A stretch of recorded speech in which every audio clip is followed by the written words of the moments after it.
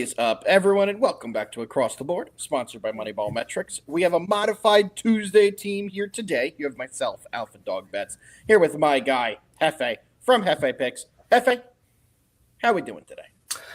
Go Hoosiers, baby. Wow. Unbelievable.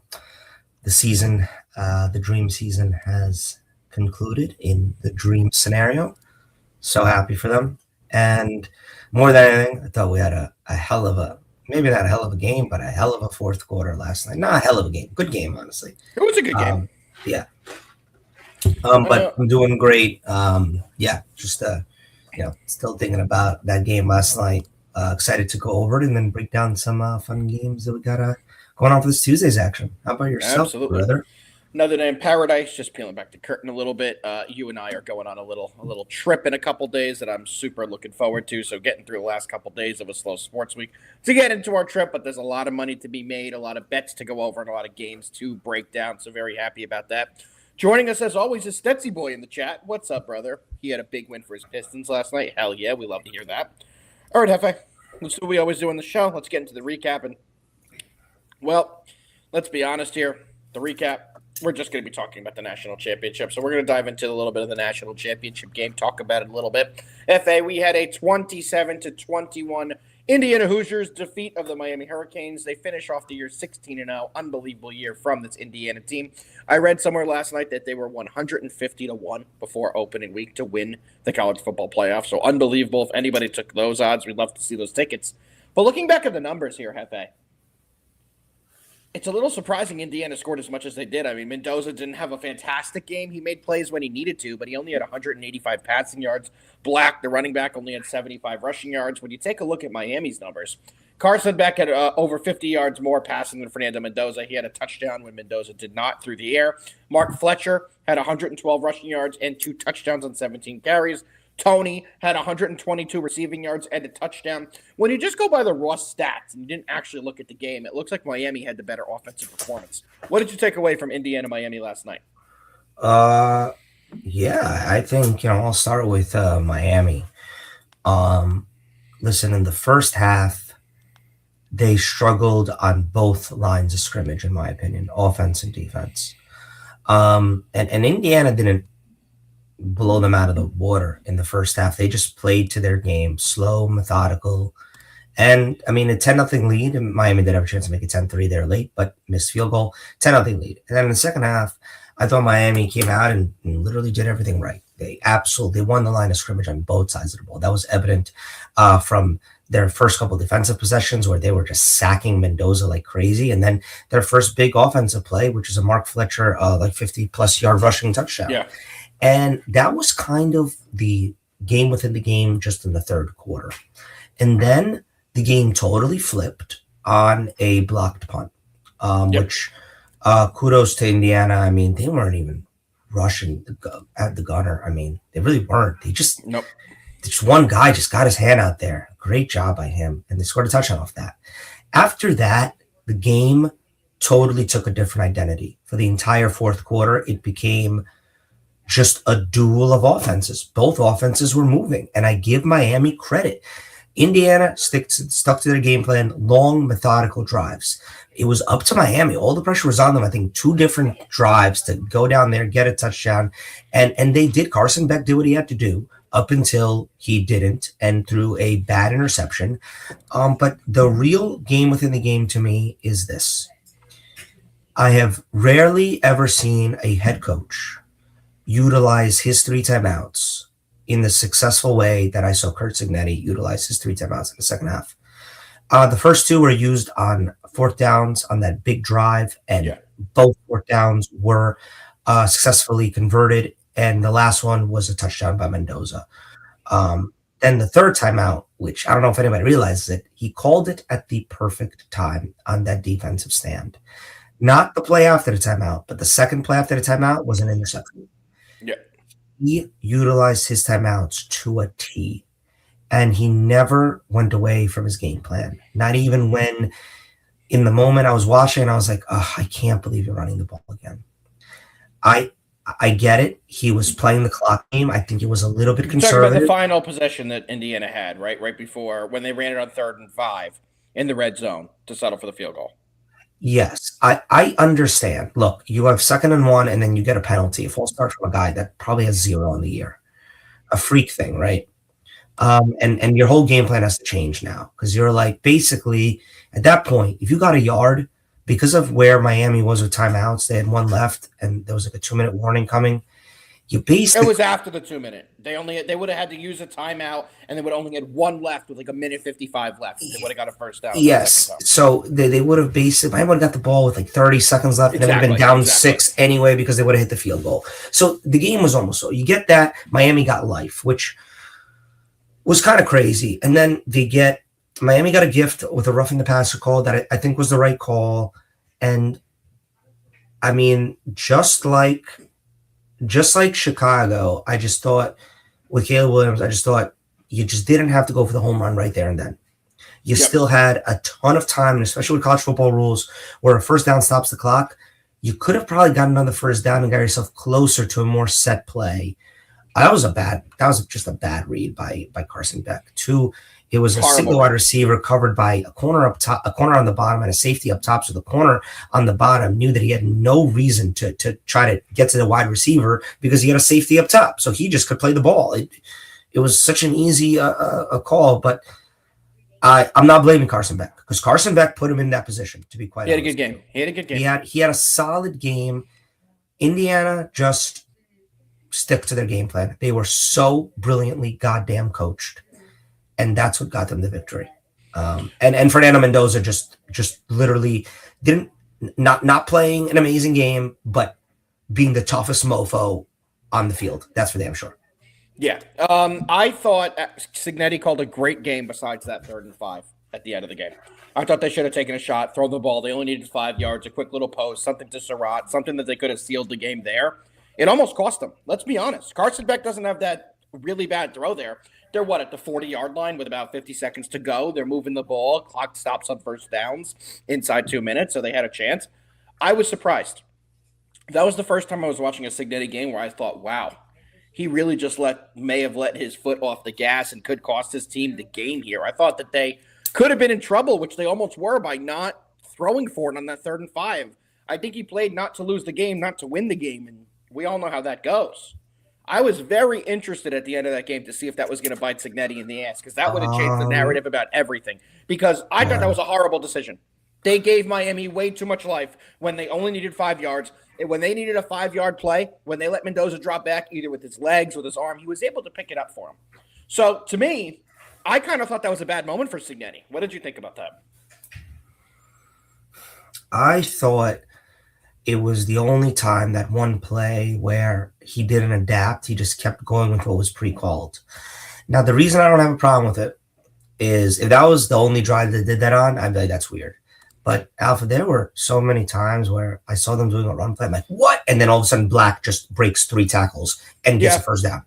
That play that I just described happened 3 different occasions in 3 must-get first-down occasions. But they were delays. So, they were in shotgun. It was a passing down. He looked like he was going to throw, and it was a delayed handoff. I get it, but it worked. It worked more times than it didn't. And can I tell you something that was not working yesterday, especially in the second half? The passing game. It just wasn't working. Other than back shoulder fades to Charlie, they were not working. And I'm good with that. I agree with that. I mean, when you look at the numbers of the receivers, their big guy Surratt only had 3 for 28. Surratt did a better job at blocking than catching yesterday. Correct. And when I tell you some of the blocks he had, I was like, Jesus Christ, he might get drafted just because of his ability to block. I don't know who it was, but you're going to remember this play. It was a wide receiver bubble screen, and the 2 wide receivers in front of him the blocks were pitch perfect blocks. And Surratt was one of those guys that was blocking. These guys are so well damn coached. Their techniques are perfect. I would agree to that. And yes, they did make some mistakes, especially in the secondary. There was some confusion at some times, but that also could be Carson Beck just being a veteran quarterback and putting great touch on the ball. You know, yesterday we spoke about where Carson Beck's draft value would be at today. And I think in terms of them losing the game and the fact that if we're talking about a fact, Carson Beck lost in the game. He threw the interception that ended the game. So, he did lose them the game. He played a great game. And I think his value only went up. I agree. He had some passes that I thought were perfect. He showed poise in the pocket when that pocket was collapsing. He showed the ability to audible at the time of the play. I was impressed with Beck. I think he worked his way into a possible second round pick here. Somebody's going to give Carson Beck a shot in training camp to fight for a starting position. I don't know who it is. Somebody's going to give it to him. We'll have to see what happens in his combine, but I think he has a chance to propel himself into the first round. I really do. With such a weak class, with so many teams needing to take a quarterback, I think someone could jump back into the late rounds who has a plethora of picks, maybe the Jets even, who have 4 or 5 future first rounders. They can mortgage a second and one of those first to get into the high 20s and maybe take Carson. If he has a good combine, I think he has a really good chance to go higher than people are even talking about. The only reason I do agree with you is because there's been a culture shift, a mindset shift in NFL that happened very fast.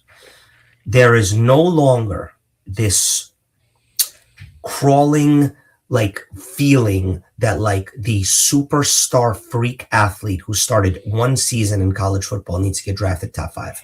That is no longer valued. What is valued now is show me that you started 30 games and show me that you can handle big pressure situations, because college football playoffs are now comparable to NFL games in terms of pressure, right? I agree.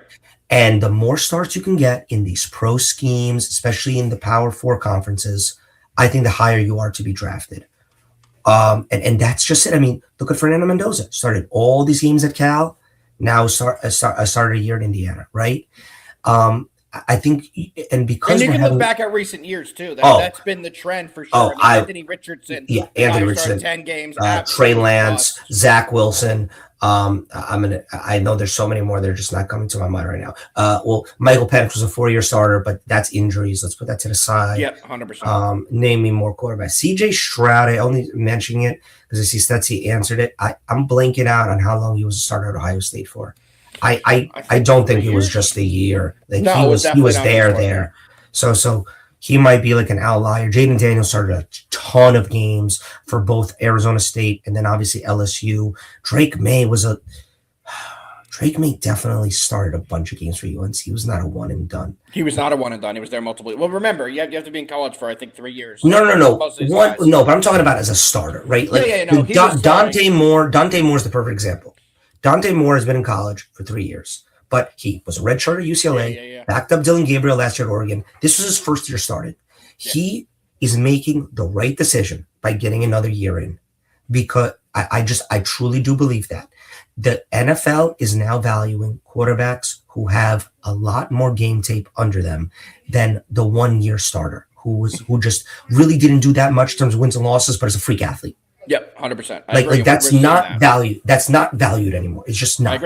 I agree. And I know there's so many more variations of that, but I'm just blanking out right now. Oh, I mean, there's a ton. Jackson Dart played forever at Ole Miss. He was a starter. He was at USC as well. Then you take a look at Cam Ward. He was before Miami. He played another school. Forget which school, but he then get to Miami. Had a lot of games under his belt. So we are seeing those guys have more success that have played more years in college and are not complete athletic projects like you were talking about. Could not agree more. That's why, yet again, I do think that we will see Carson Beck go a little earlier than people are currently thinking he is going to go.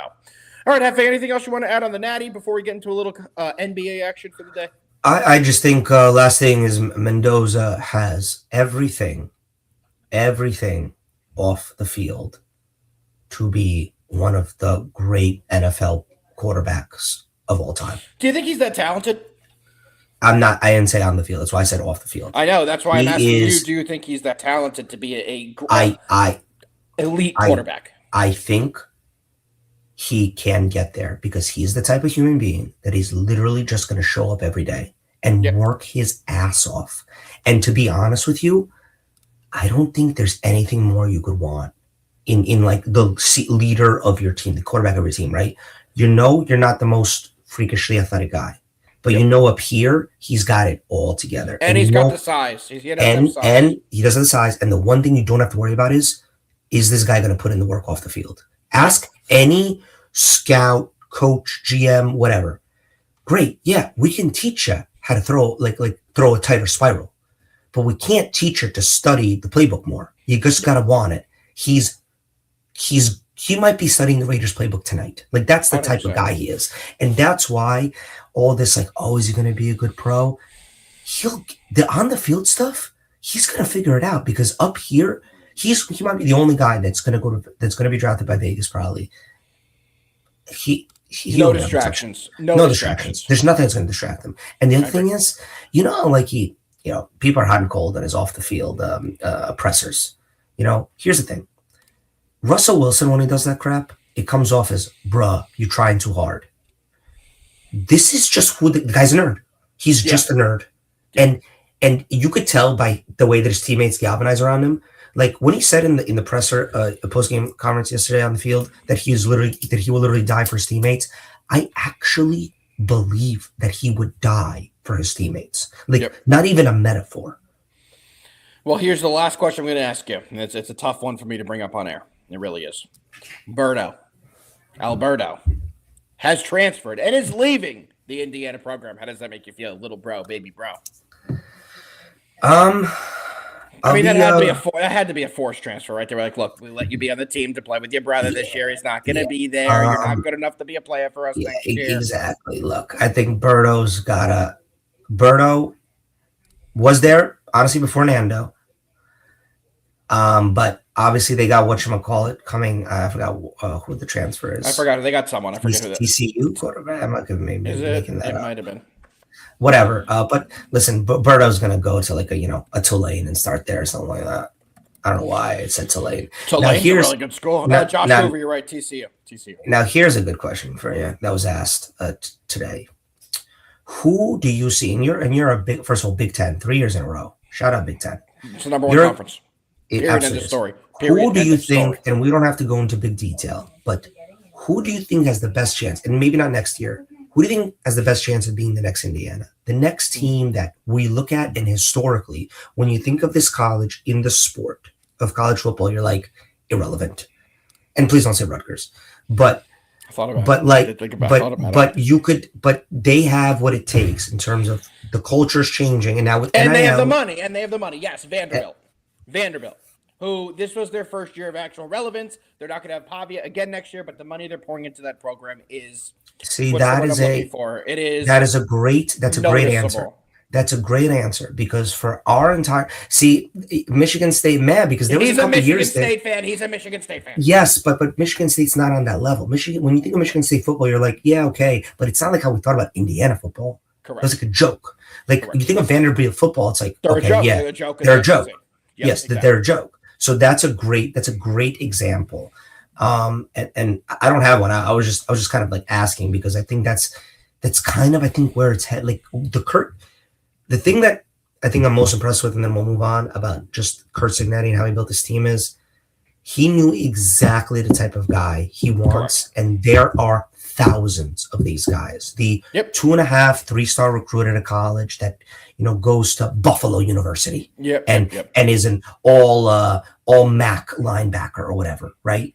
And then for his last year, goes to Indiana, understands scheme, plays hard, shows up, and with the right coach and culture, becomes maybe a second team, All-American or some shit like that. Exactly.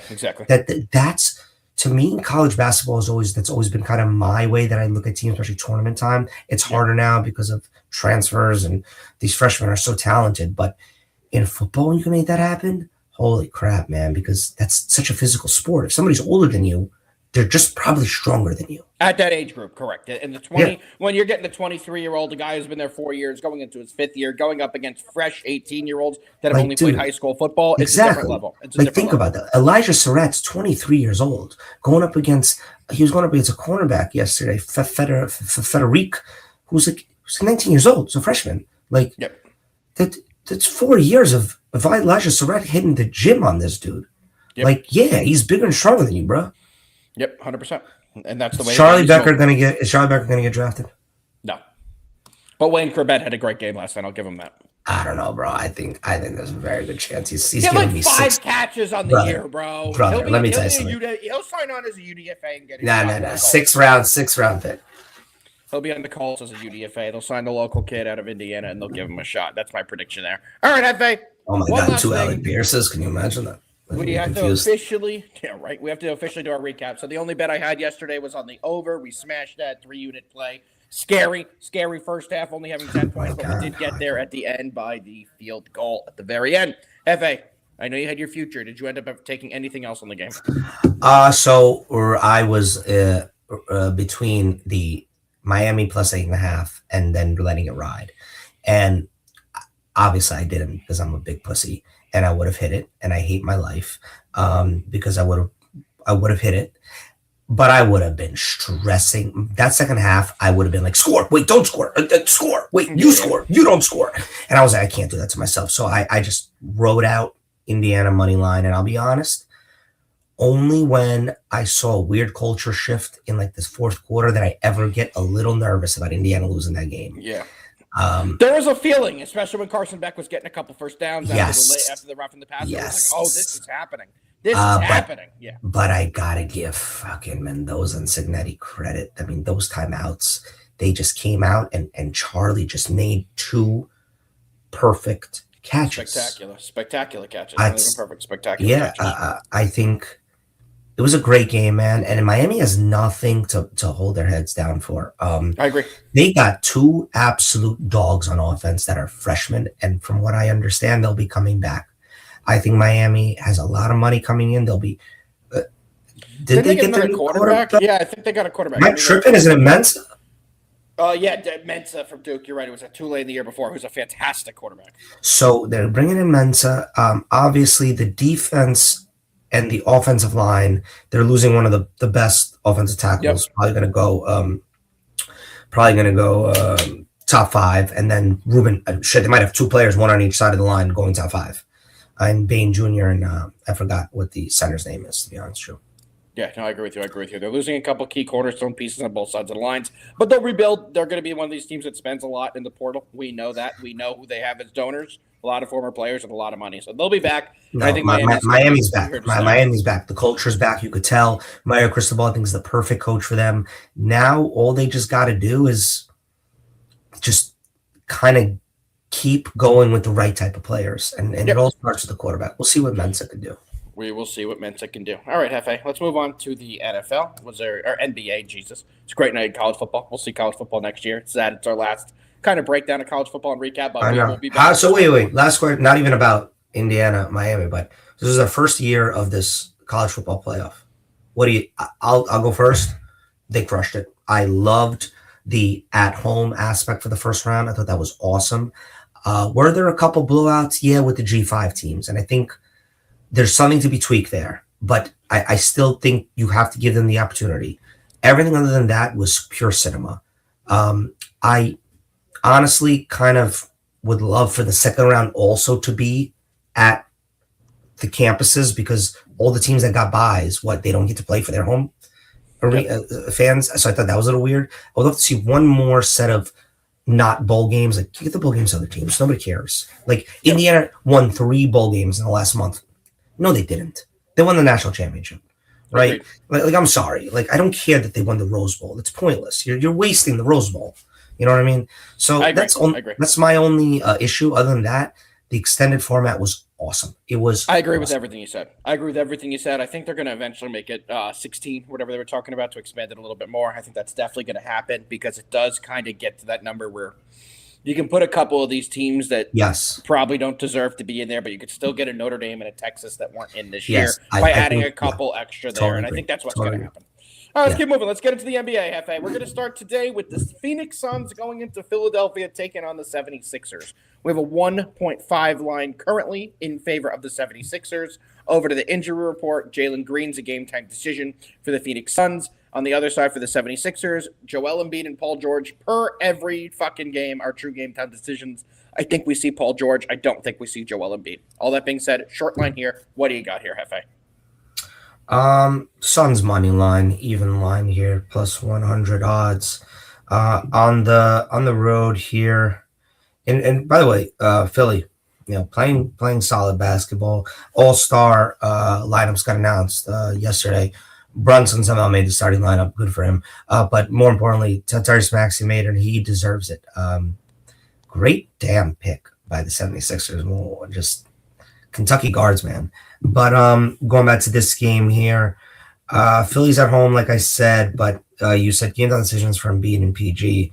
Don't think either of those guys probably go here. Suns coming off back-to-back wins on the road, beating both New York teams, Brooklyn and the Knicks. And Philly, in their last 4 wins over the Pacers, wins over the Raptors, back-to-back losses over Cleveland. So home court's not really doing much for them. I like the Suns here. I'll take a flyer on them on a low number on a money line.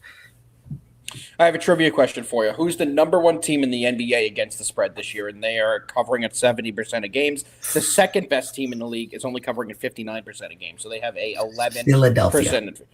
Close. Phoenix. The Suns are the number 1 covered team in the NBA by far. Who's the number 2 covered team in the NBA, Jefe? Philadelphia. Philadelphia, absolutely. They're the second. So we're talking about 2 teams that have outperformed their expectation all year long. Like I said, Phoenix, they're 30-13 ATS this year, guys, covering at 70%. That's an insane number. Second best team is the Philadelphia 76ers at 24-17 ATS. And Jefe, I agree with you. Phoenix is going to be able to get this one done. They've been playing some great basketball all year long, to be completely honest with you.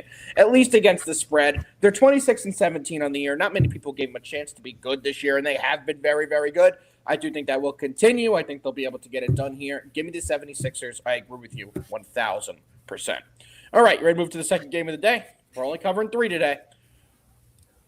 Second game we're breaking down is going to be the San Antonio Spurs going into Houston, taking on the Rockets. Spurs enter this game 30-13 on the year. They're 13-8 on the road, taking on a Rockets team that is unbelievable at home. They are 14-3 at home, and they're 25-15 on the year. All that being said, Jefe, what do you like in this one? The injury news, we will not have Steven Adams for Houston. I say this every time we talk about the Rockets. Why is Fred VanVleet listed as out every game when he's out for the season? But Tari Eason is also a game-time decision. On the other side, Devin Vassell is a true game-time decision for the San Antonio Spurs. What do you got? Rockets at home. So it's a Rockets number. It's a pure numbers play. Spurs coming off playing great basketball. Rockets playing great basketball. Rockets one of the best home teams in the league. And I gotta be really honest with you. What I did not see coming from the Rockets getting KD in the summer was KD just not taking any type of a falling off a cliff, so to speak. Dude's averaging 26 points on 51% shooting. He's balling for them. They, and I say that to say, they gotta get somebody else to ball for them. They got way too many young players to let KD do this all season long, because this is not what they brought him in here for. They brought him in here for the playoffs. And if you keep running out KD like this, you're risking something that's happened before, him getting injured. I agree with you. And I'm just a little shocked because when you look at the Rockets on paper, they have playmakers, man. They have good players, but KD's just balling out right now. I mean, Sengun kind of took a little bit of a backstep, averaging 21. What's his 21-9? I mean, 21-9-6 is not a backstep, but no. He was scoring way more last year. And I get it. No KD, Jalen Green was on the team. I understand. Thompson, 18 points a game. Jabari Smith, 15 points a game. Reed Shepherd, 12 points a game. I don't know. I need more from the young guys. I just absolutely do. And I know that they're without FVV. And obviously, if they had FVV, I think this would be a different little bit of a team. But it's unsustainable to have KD keep doing this all year long, in my opinion. That's just my PSA on the Rockets. I agree. Yeah. As for tonight, I'm taking the Rockets here at home. -4. I see a -3.5 on DraftKings. I take that too. Rockets at home are a different animal. I think Sengun can handle Wemby. I think KD can take most of the scoring on himself, and I feel good about this. There we go. I'm on the other side here. I'm on the Spurs. The Rockets have been one of the worst cover teams in the league this year. I know they've been great at home, but just overall, they have not been covering games. They win a lot of games, but they win by a very small margin. The Rockets are bottom 10 in the NBA this year against the spread. They're 19-21, covering it under 50% of their games, only 47.5. And the Spurs team are cover machines, especially on the road. They've been very good at covering games on the road, and that's exactly what we have them in this spot. I am going to take them plus the 4. I do think they keep this one close, and they probably even win this game outright, in my opinion. So give me the Spurs on the plus 4. I think they have a big performance here tonight. All right, Jefe, we only got one more game to get into. You ready to dive in? Yes, sire. Final game of the day is going to be the Los Angeles Lakers going into Denver, taking on the Nuggets. ESPN BPI is giving the Lakers a 63% chance to win this game. The Lakers are 25-16 on the year, while the Nuggets are 29-14. Injury news here, and boy, it's a CVS list here for the Denver Nuggets on the injuries. Tim Hardaway is a true game-time decision. Aaron Gordon is a true game-time decision with a hammy. Jamal Murray is a true game-time decision. And the two obvious guys that will not be there are Nikola Jokic and Christian Braun. On the other side, Austin Reeves will not be there for the Lakers, but he is getting back to being back, estimated to be back in less than a week from now. And Adu Tyro is out until the middle of February. Jefe, the leading stat getter for basically every stat for this Denver Nuggets team is Jokic. He's not there tonight, as we know. Ayton will be playing for this Lakers team. Do you like any Ayton props? Do you like the Lakers in the spot? What do you like in this one? I do. I think I'm even going to buy some juice here and take the Lakers on the money line. I got it anywhere between a minus 145 and a minus 148. I know it's a road game. And the Lakers have not been too great on the road recently. Listen, call me crazy, and there's really no reason for me to believe that he cares about this whatsoever. But LeBron just didn't get named an all-star starter for the first time in 21 years. And I know that he'll never admit that he cares. And 21 years as a starter, like, just think about what I just said. That's crazy. We're not talking about him making the all-star game for 21 straight years. He started the game for 21 straight years. He'll make this team. He will. Of course he will. And I don't know why. I just think in his weird, crazy-ass LeBron mind, he has to prove something now.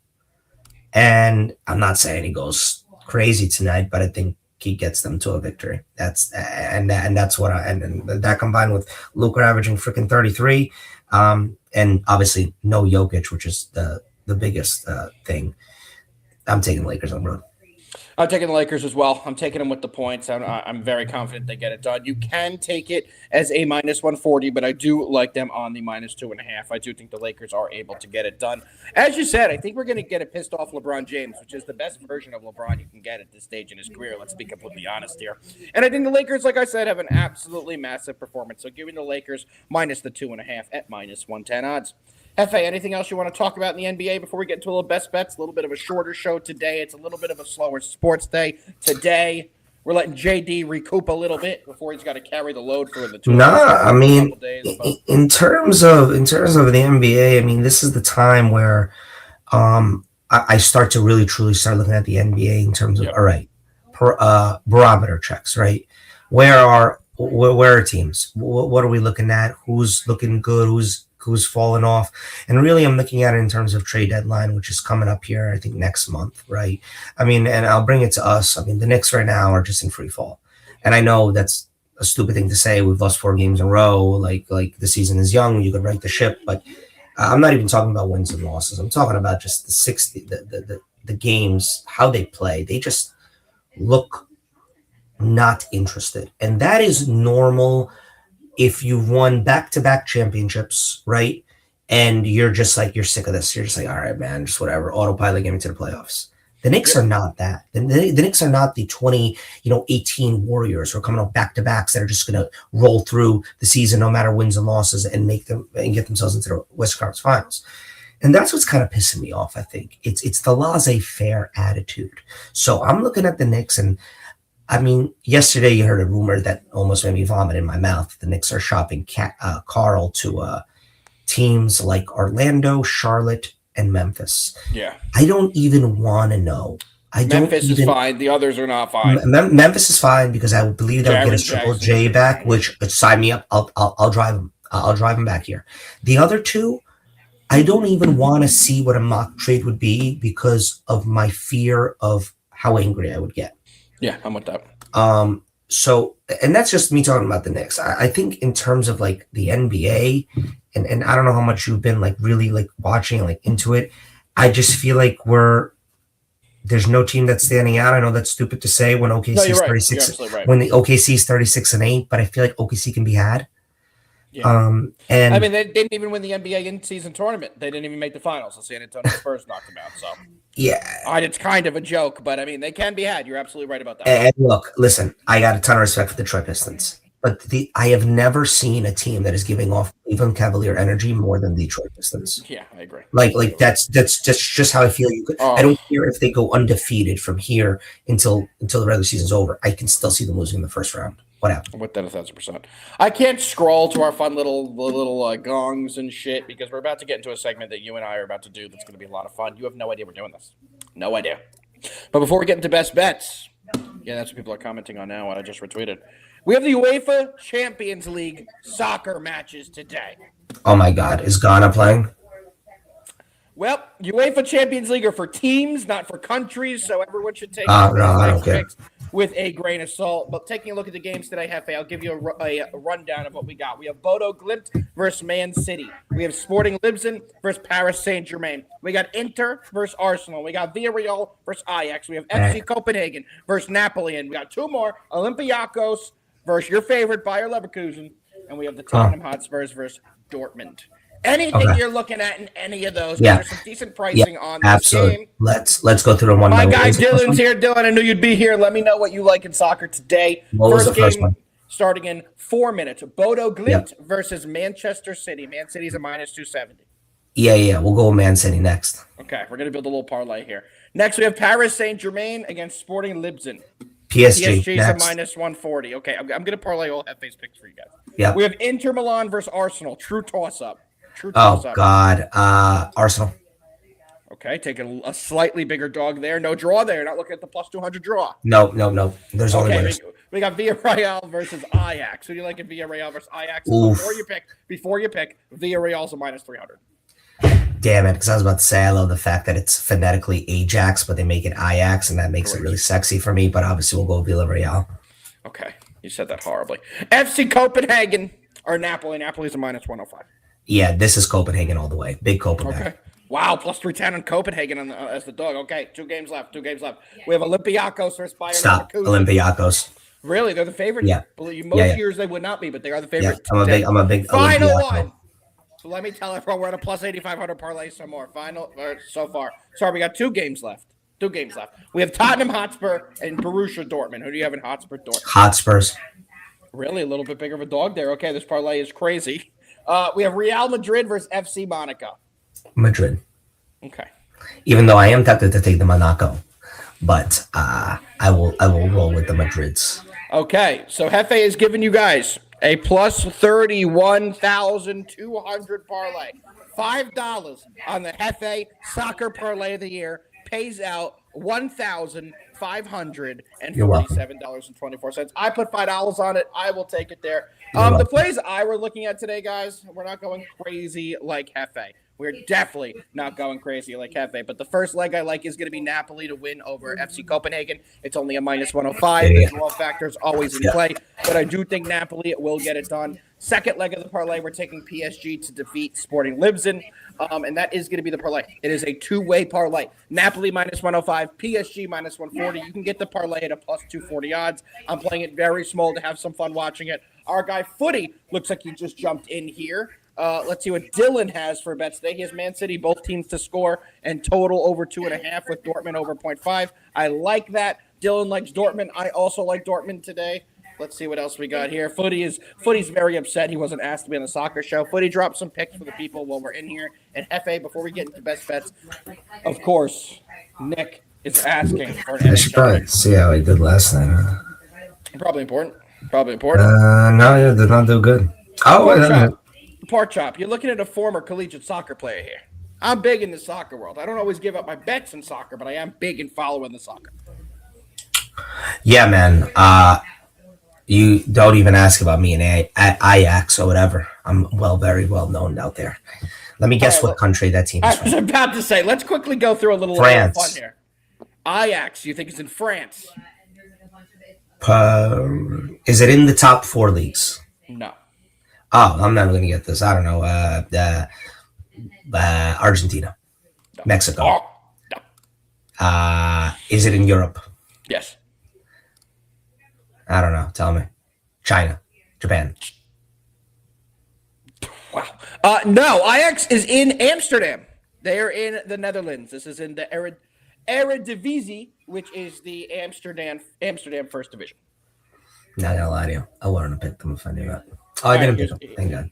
Here's a good one. Name a former U.S. men's national team player that dominated at Ajax. Absolutely fucking dominated at Ajax. Michael Bradley. Big name, not a forward. Now coach of the New York Red Bulls. Good name. Another one. Same time frame. Landon Donovan.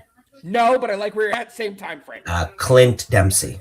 No, but I like where your head's at. Same time frame. I got no more. Who's the striker? He played in New York for a while. Big name. I got nothing. Big name. He's dating Coco Gauff. Or married to her, I think. He's married to someone in tennis. Let me make sure I'm right about that. Let me Google it. Initials J.A. Jonathan Andrews. He's married to Sloane Stevens. I know it was one of the tennis people. Yeah, no, I'm very right good. there. Josie Altidore. Well done, Jefe. You nailed it. Former New York Red Bull, also former U.S. men's national team.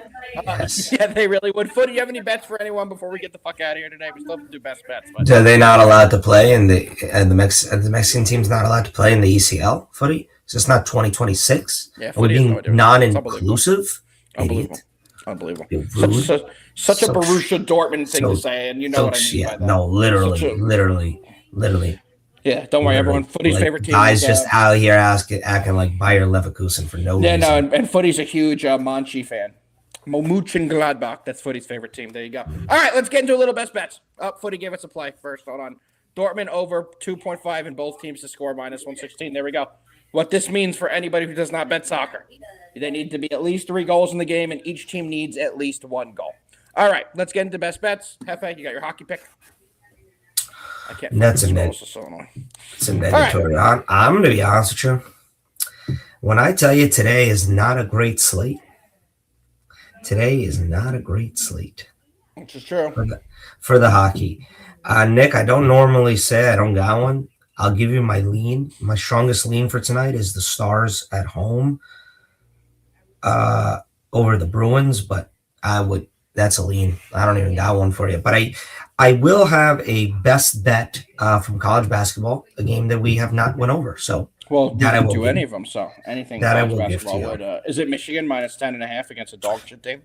Absolutely not. I meant Michigan State. Sorry, who's Michigan State playing? I saw that earlier. I haven't done. First of all, Michigan's hosting national champion Indiana. Which, by the way, fun fact. Two fun facts. Here we go. First fun facts. Indiana now holds the most recent undefeated championship seasons in both college basketball and college football. Let that fucking sink in. That's crazy. Here's another crazy trivia for you. I don't think you're gonna get it. That's it, boy. Thank you. Oregon versus Michigan State. I saw this the other day on Twitter, and I had to literally double check this because it felt fake. Can you tell me who the last NBA All-Star out of North Carolina is? And it's not Chris Duhon went to Duke. I know. He went to Duke. It's not a little name. You know this name, and I'm gonna put it to you very honestly. He's a Hall of Famer. Like, that's how long it's been. Really? It's been ridiculously long. I can't think of any. Who is it? Then we'll get to best bets. Let's see if anyone in the chat gets it. That's Vince Carter, really. Really? That long? That's pathetic. What a dog show. Isn't that insane? Yeah, especially when Rutgers is going to have multiple this year. He wasn't even drafted in the 2000s. Yep. Vince Carter. Drafted in the late 90s. Crazy. All right, that's insane to me. What are your best bets? Let's go. All right, man. Best bets we are going to take out of the NBA games we went over. I am going to roll with the Lakers on the money line as my best bet. But I have a second one like I just teased. Guys, the top 25 in college basketball had a new entrant this week. Okay. Somebody who hasn't been in the top 25, I think, since the 90s. And that is the Miamis of the Ohios. Wow. Who are undefeated at 19-0. Facing off against a MAC opponent tonight in Kent State. Miami of Ohio is a minus 105, minus 110 road favorite. We're rolling with the Miamis of the Ohio's to get to 20-0.